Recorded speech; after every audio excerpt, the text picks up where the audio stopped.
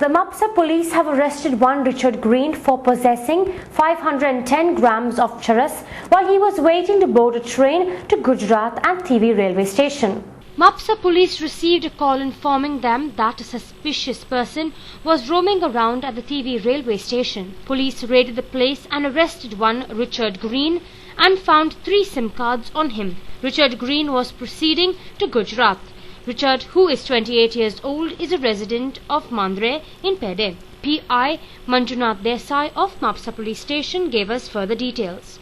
21 तारखेक रातचे ह्या महिन्याच्या आमच्या TV रेल्वे स्टेशनाच्या वयल्यान आमकां एक कॉल आयले की एक मनीस सस्पिशियस फिरता म्हणून. तेन्ना आमचे रॉबर्ट जी व्हेहिकल आहा ती रॉबर्ट व्हेहिकल थिवी गेली आनी त्या मनशाक ताब्यात घेतलो.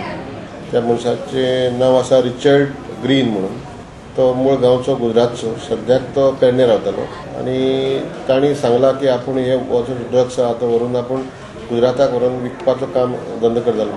तो मनीस इंटरोगेशनाचें कळ्ळें की त्या मनशाक पयली मर्डर केसी 2007 म्हापसा पुलिसांनी अरेस्ट केल्लो. ती केस एक्वीट जाल्ली. ताजे मुवमेंट्स त्या रातचे सस्पिशियस आहा म्हणून ताका पुलिसांनी हाडून अरेस्ट केलो, 41 प्रमाणे अरेस्ट केलो.